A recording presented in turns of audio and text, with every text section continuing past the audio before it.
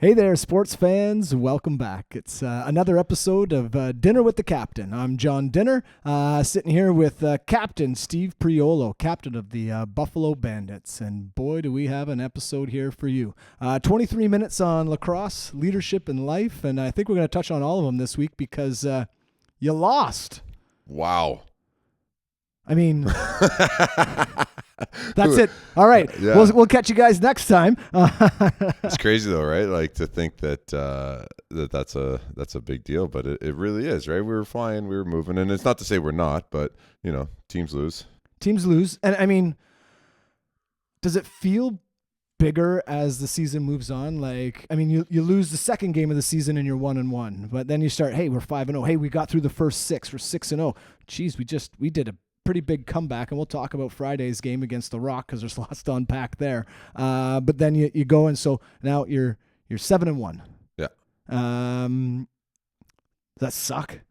It does. It sucked after the game, but there was other things that happened that, like we had two big injuries this weekend that are not.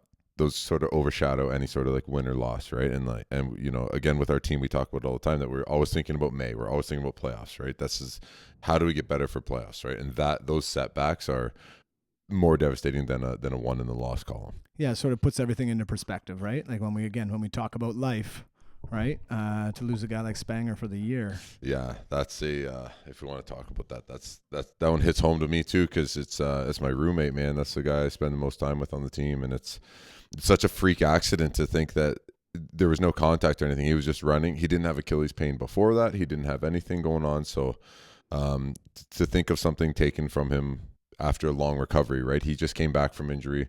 He got injured midway through last season with his something. I don't remember what exactly, but something in his knee.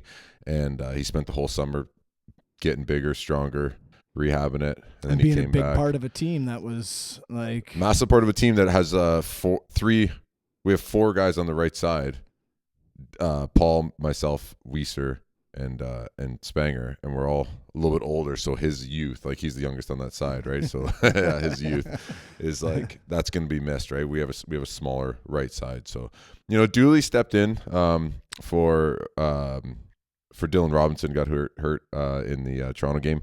Dooley stepped in and he did incredible. He's one of those guys that's doesn't say a ton, but he's he's very smart in ways of picking up like social norms of how do we warm up Vino? When is it time to pick up the balls? He doesn't have to be asked anything. He just knows the next step all the time, and he's prepared. So he's easy to play with, easy to talk to, easy to get on the same page as. So he was great. It just slides right in there. And I mean, I think that speaks to what you guys have been trying to do as a team, right? That building that culture. Mm-hmm. And that's not easy. And that starts with the captain. So as the captain, and again, we'll break down the games a little bit more, but you face your rival and they give you everything that they got and you squeak one out against them. But it probably didn't feel like a squeak because, I mean, from where you came from to where you finished, it was a pretty dominant sort of second half. And then you lose. But then, as you've already talked to, you lose two guys. What's the captain's message coming out of a weekend like this? This is when the we knew the grind was going to start, right? And we know it's now. So it's about putting in the work. For me, the messaging was, after the loss, it's like that's when the high fives are the most important, right? That's when like picking up your buddies is the most important. This is not when it's time to fall apart. If high fives are super easy after you're winning games, when we win in Toronto, we're singing, we're dancing, we're high fiving, right? After the loss in overtime and having a guy go down like Spanger, that's when the high fives are the most important. That's when it's meaningful. So that's when we come together as a group. And for me, I just, sort of called out our team and myself in terms of being honest with our conditioning. Like we need to be honest with ourselves because this isn't a one-off. We have more back-to-backs. We saw it in the finals last year, it was a back-to-back. Given it was against the same team, so it makes it a little more fair. This one, it's, we got to be able to win these series. We got to be able to win these games. And not that guys were tired, but the messaging, what I noticed right away was that not that our bodies got physically tired, which they did, but not that slowed us down, but our minds slowed down. Our minds were tired. We were making bad decisions. I noticed in the San Diego game, it was uncharacteristic turnovers. We have turnovers, but uncharacteristic turnovers. Throwing the ball away a couple times in the same shift, little like loose balls in front of our net that you got to be able to squeeze. You got to be able to grab those. And those were the things that ended up ultimately leading to our loss. Plus spotting them 4. But we came back from 5. Yeah. We spotted Toronto 5, and it's this grind of, okay, when are we going to snap out of this and get that feeling? Like we've talked, that energy. But you have to, that's just not something you can just turn on and turn off. You need to like have that drive, and sometimes going down 5 will find that energy for you. Yeah, I guess so, right? Again, without even having to probably, so let's get back to it. So it was a doubleheader weekend. So Friday night, Valentine's Day, no love lost. We talked about it. They stole our slogan. They did. They stole our slogan. TSN put it everywhere. But I mean, from all accounts, it might have been one of the most watched games in NLL history. No way. Yeah, that's what they're talking Awesome. about. Just really good returns on that. Certainly, I mean, I think that was your first time playing in the Paramount Center. Yeah. Not like playing in the ACC, not like playing in Copps Coliseum or First Ontario Center in Hamilton. But what'd you think of the atmosphere in there? Honestly, the atmosphere was good. The Like, atmosphere did was it fun. feel? Because Banditland traveled well again. Yeah. Honestly, it feels a lot. It feels a lot like, it felt a lot like summer ball. Yeah. Like the Man Cup sort of stuff, Sure. where it's like super rowdy, tight crowd. Could kind of hear the things that were Kind going of hear what's going on, right? Yeah. So it's like sort of summer ball, Man Cup sort of vibes. Did that add to it? Do you think, like a little bit of that? Because Maybe. it got pretty chippy, right? Yeah, like maybe you can really it's just going to be chippy between us and them. Yeah. There's, I was talking about this before with my parents, was like, we only play them twice this year, and then whatever happens in playoffs. But man, we used to play them 4 times. 3-4 times. We used to play them 4 times, and then Halifax 3 times, and then Rochester 3 times, and then Colorado twice, and San Diego once. And you're just like, obviously you have rivalries with these teams if you just play them that much, and then you meet Toronto like in the playoffs, you play them possible 3 more times, so you have a possibility of playing them 7 times in a season of 18 games in playoffs. Like, of course there's going to be some bad blood. Well, and you see it too, right? Because I think we talked on the podcast last week where you just say we want to rise above them, and then I was watching some of the promos that The Rock was putting out there, and you hear Mitch DeSnoo, and he's talking about how the Bandits like to get under our skin, right? It's like, guys are just not giving an inch, right? Yeah, but and everyone's trying to take one. It's everybody thinks they think that we're dirty. We think that they're dirty. It's both. Yeah. How can it not be both?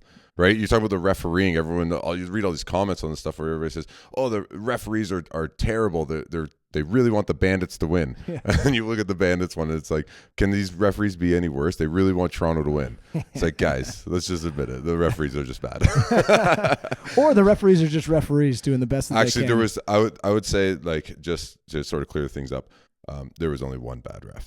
The other 2 actually were really great and tried to like manage the game really well. There was just one guy that was missing all the he wasn't calling any sort of like holdings or headshots or anything like that. He was just calling like tees and technicals and weird stuff where you're like, come on, like how's McKay getting a technical for chirping a guy if it's not worth giving him a 10, if he's not swearing or slurring? Like, he didn't say any of that stuff. He's just chirping him for his defense. Yeah. And then he gets a T for that, and you're sitting there going, come on. Like, in this game right now, all this stuff that's going on, we got Paul Dawson and Billy Hostreiser trying to fight each other during TV timeouts on the bench, and you're worried about him saying you got slow feet on D? Like, come on. Get out of here with that. There's a little insight for you. You're not still fired up, Cap? Oh, boy. Who gave me this coffee? So, but, back to reality a little bit, because it happened in both games. Poor starts. Yeah. Have you been able to identify when you look back? Like, we're sitting here recording on a Wednesday now. Have we been able to identify anything that's going on in that first quarter for you guys? Yeah. Yes and no. You want to say, like, you point your finger to like, oh, it's this is the reason, but there's not one reason. But the thing that sticks out to me the most is our defense plays really tight. We play like an inside out sort of game, and I'm thinking that other teams are starting to pick up on that, and they come out just firing the ball. Right? Like, you saw Corey Small comes out first, like, play of the game. He has a half a step, and he's like, I'm shooting this, I'm putting this on net, right? And Westberg did the same thing. So I think teams are coming out really trying to shoot the ball from the outside to get us to spread out. Fortunate for us, we're not that dumb. We we just stick to the system. We just half step out, Yeah. and then that's usually enough to mitigate those shots and let Vino see what Vino just needs to be able to see the ball. Anytime you get shot around, if people don't know what I mean, it's like if I'm playing defense on let's say it was Zach Courier, who was 77 for San Diego. If I'm playing defense on him, if he's able to shoot and reach around my body and put that on net, Vino can't see the trajectory of that ball, so he doesn't know that ball can go in any one of the corners, 5-hole, anywhere, right? But if I can stand inside of that shooting lane, if I can get inside of his stick, that makes him have to.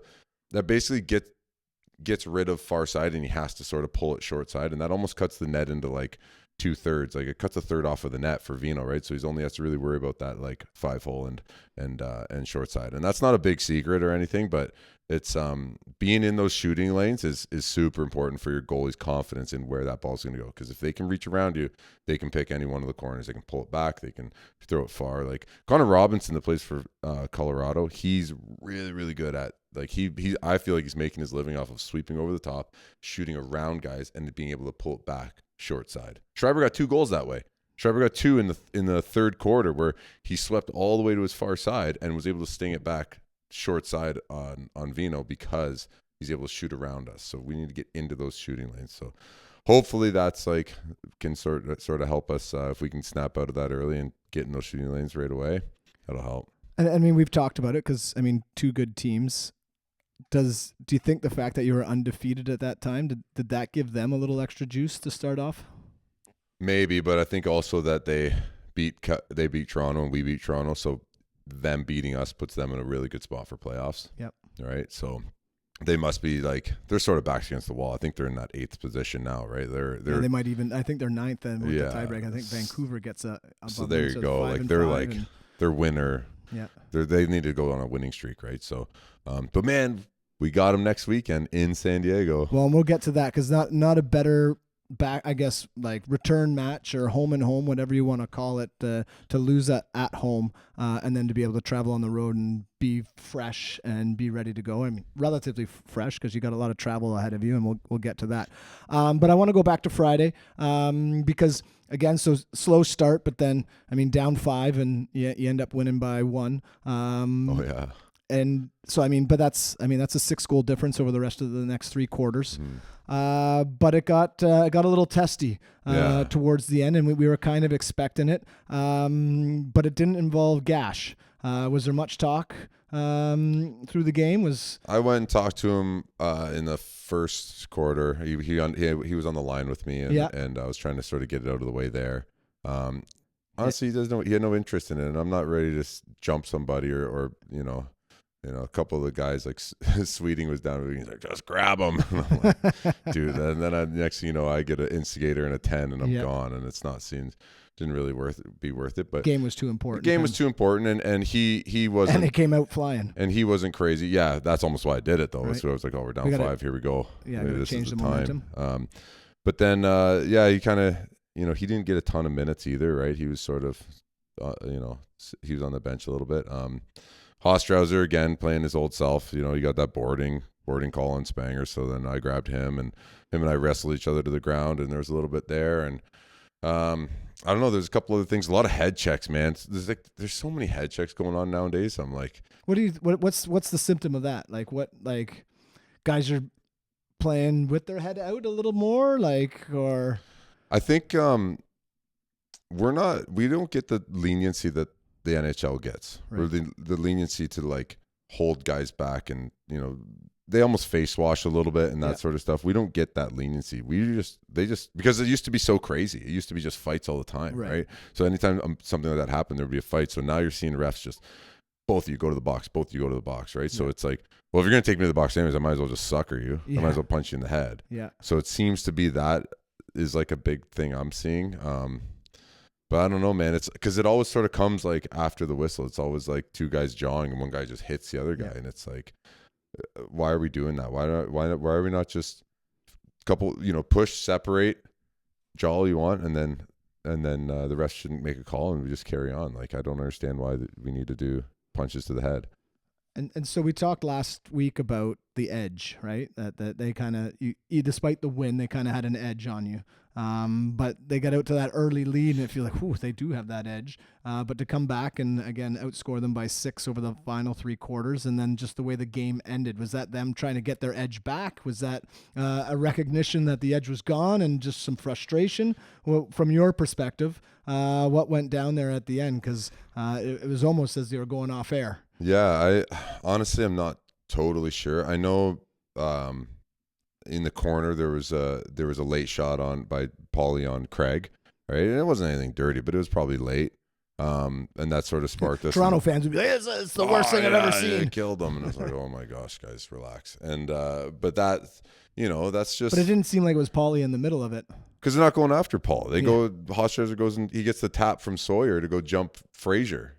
Right, that's when you have the video where Dane's like telling Fraser, behind you, watch out, and here comes Hofstadter jumping Fraser, and then that's when everything hit the fan. And then Kruger, their assistant coach, is coming over and grabs our GM by the throat, and it's like, really, like you're now like going after the coaching staff, and that's just them in panic mode. I think that's just them. They got their backs against the wall, and they hate us, and there's bad blood between everybody for whatever reasons. Everybody has their own reasons, but yeah, man, it's you gotta start thinking it's probably not, any other league, the media is calling for Sawyer to get fired, right, and like this isn't Buffalo Bandits talking about Toronto. This is actually just observing the game. It's like you got to think that guy's got to be on the chopping block soon, right? Like I mean, he's got a team that everyone keeps talking about, and something's got to change. You can't change the whole roster. Why would you change a roster like that? You got a great squad. Yep. You just end up doing crazy shit all the time when you lose. Well, and so you come out of that game, you're feeling great. You're 7-0. Probably a little grumpy.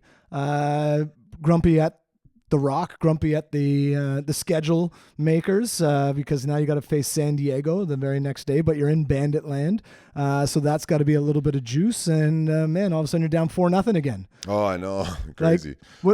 We had a good transition though. Like we get a lot of support, man. Like our right after the game, we all got the food and everything, and we went down there. We were able to get into the arena, air all our stuff out, get all our stuff washed, and then the next day was like we did a video in the morning, and then we did a little light shoot around, and then it was like all day was like hydration stuff and getting certain carbs into us and shakes and all this. And we had our getting stretched and stuff. Yeah, our deep tissue guy was there. We had chiropractors. We had our doctors there. So they really took care of us on that in between to get us ready for that next game. Is that a big change from the start of your career? Oh my gosh, dude! At the start of my career, we had Subway. We had one athletic therapist doing basically everything, and now it's like we have 2 doctors, and well, they're all doctors, but two like medical doctors and like a orthopedic guy.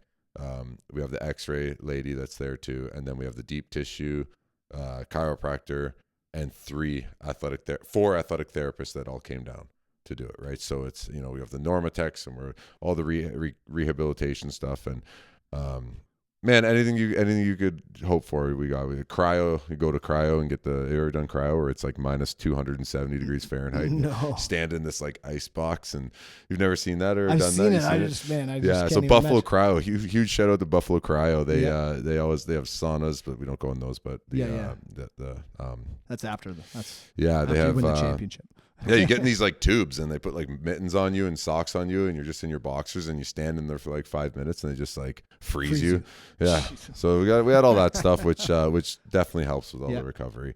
But yeah, so it's there was no excuses to be like sore or tired from their end or from the team's end for travel wise. We any soreness sort of came from just the game and something that you couldn't control. Yeah. And then then we're down 4-0 all of a sudden. Yeah.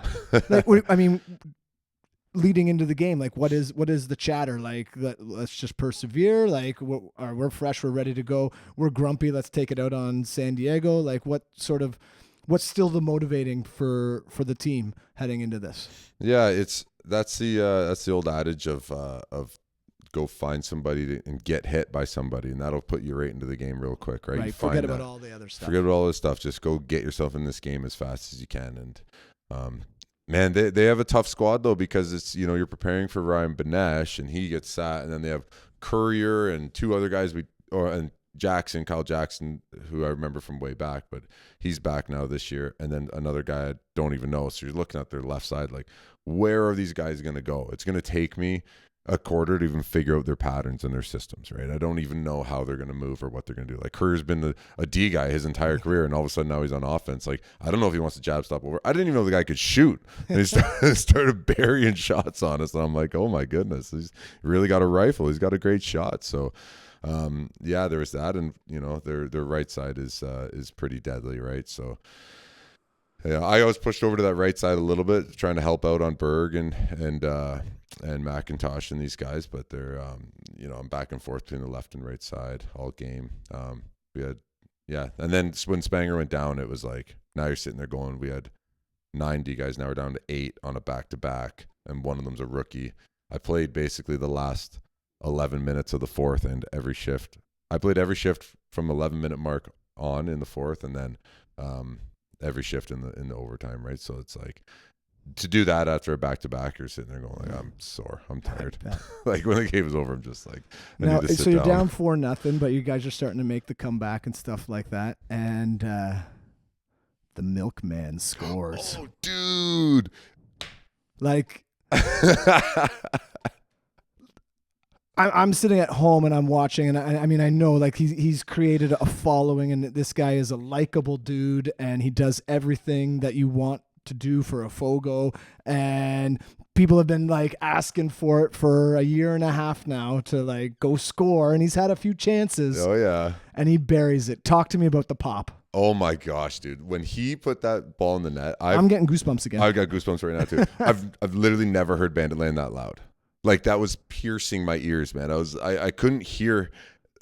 I couldn't even hear screaming. It was just like, wow, like into your ears. I was like, oh my gosh, dude, it's just getting the crowd going. And oh man, both championships, it wasn't that loud. I've literally never heard it that loud. I was like, this is so great, because it just shows you how important he is to our team, and you know how terrible we were doing until he showed up, and all of a sudden we started running the show. It was against Saskatchewan, his first game, and he won all those draws. An instant fan favorite. He's a likable dude. He's just so great. Always has time for the fans. He's just, man, he's incredible. So I was so happy he got out of the we call it the Grinders Cup. I actually drove with them the night before, so I drove them from Toronto to Buff, and I was like, who's left in the Grinders Cup? The Grinders Cup's like D guy scoring, basically. Like it was like him and Belter are left, right? Like, Paulie's got one, I got one, Weisher's got a couple, Spanger, everybody, right? So Wires has one, and he's like, yeah, it's just me and Belts. I'm like, you got to get one before Belts, buddy. You got to get out of the Grinder Cup. And he scored the next day.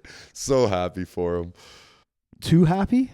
Like, I mean, maybe after that moment, I mean, there has to be a little bit of a letdown, because again, like you said, like, you guys have just exploded, and it could have gone one of two ways. Like, now, all right, the run is on, but it sort of seemed to be like, again, maybe a testament to San Diego, but their ability to just sort of weather that storm, and they came right back. Yeah, they did. We were up like 3 or something with like 2 minutes left, right? Yep. So they made that pushback. Oh, dude, how about the end of the game?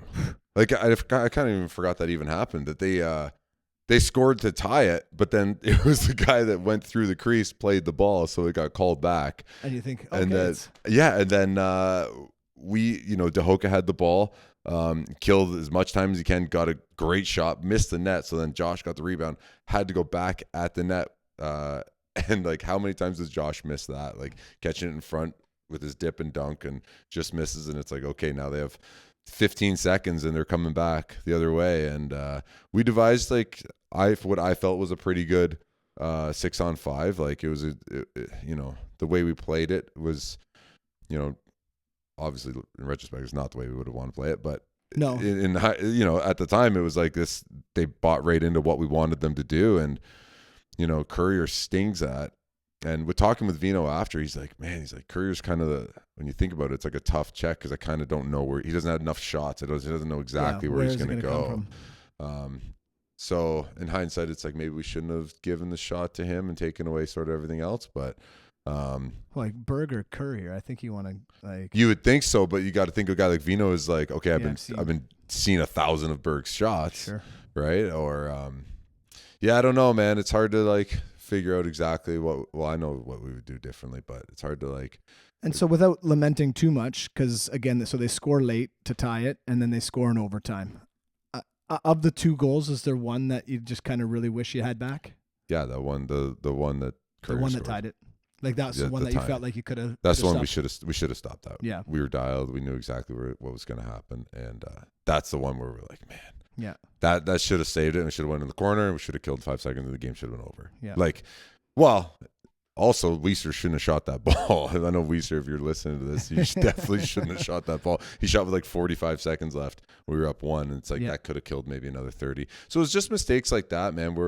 It's so uncharacteristic. We're tired and we're not thinking, and it's like just those little mistakes. Like, yeah, it's a great or it's a bad shot till you put it in, right? It's a bad shot till you put it in. It's a great shot till you miss. Exactly, right? But like we were up 3, we should have stopped them a couple of times before that too. They had like, well, I know, and that's, you don't want to ever point at one specific play in a game. But that one, man, when you're prepared for that 6-on-5 and we execute and they execute, and it's like, damn, like.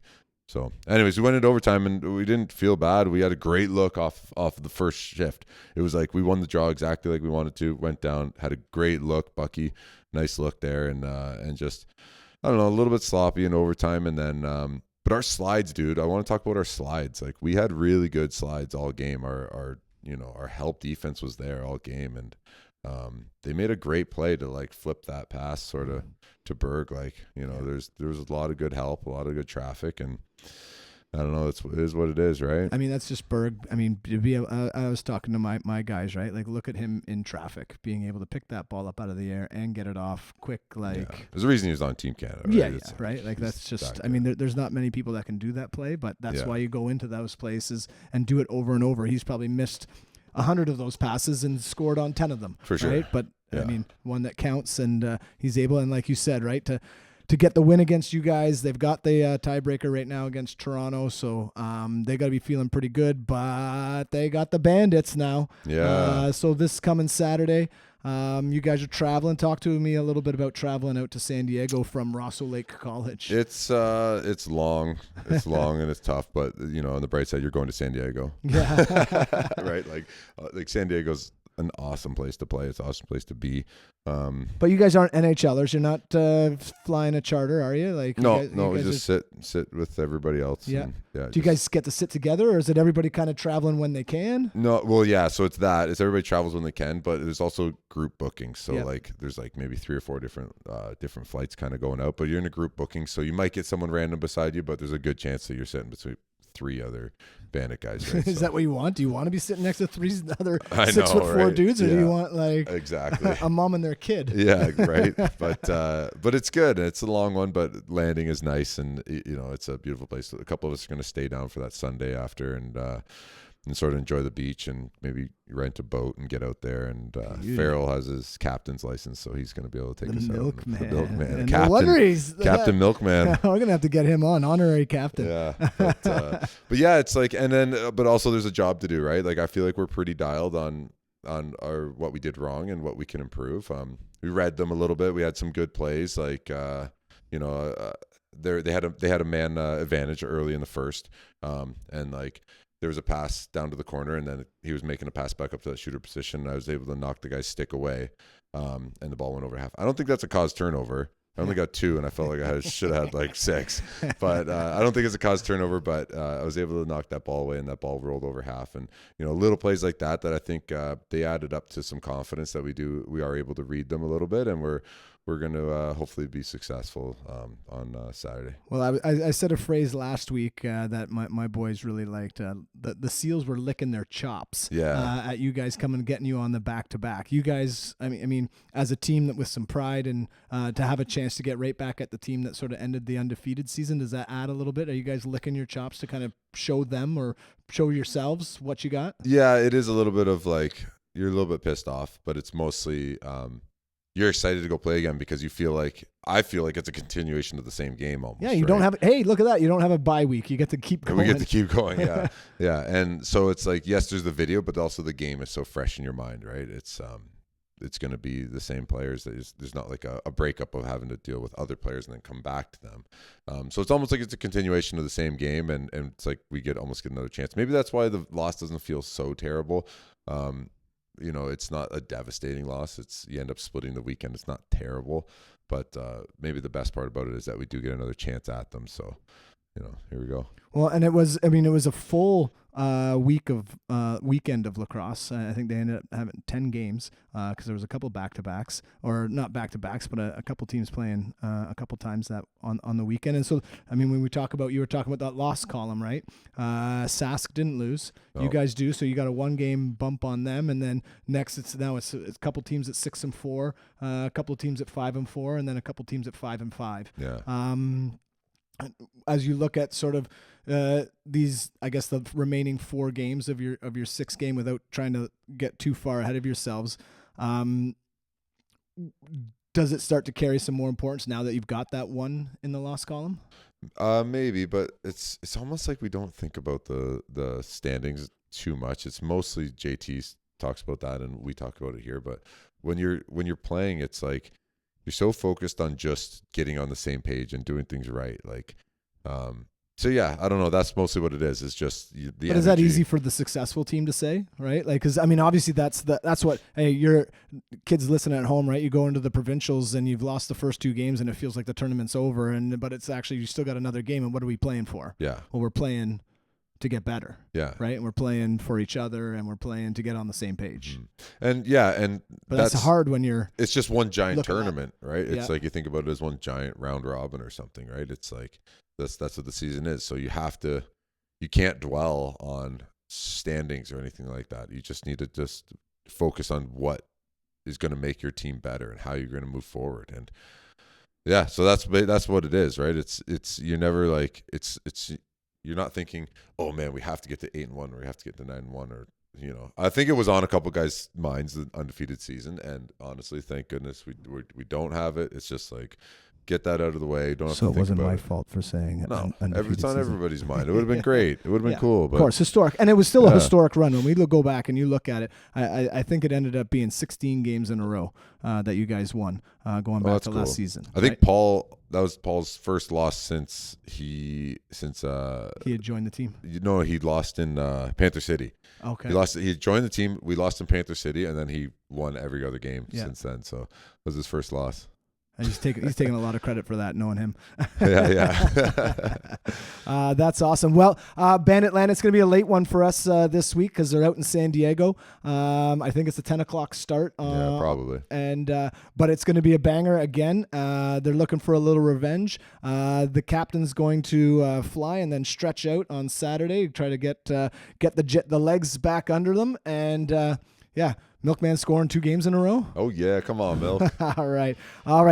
This has been Dinner with the Captain. Thanks again for listening and tuning in, and just all the positive support. We love it. Captain, thanks for your time. Good luck this weekend. Right on. Thank you. Travel safe, brother.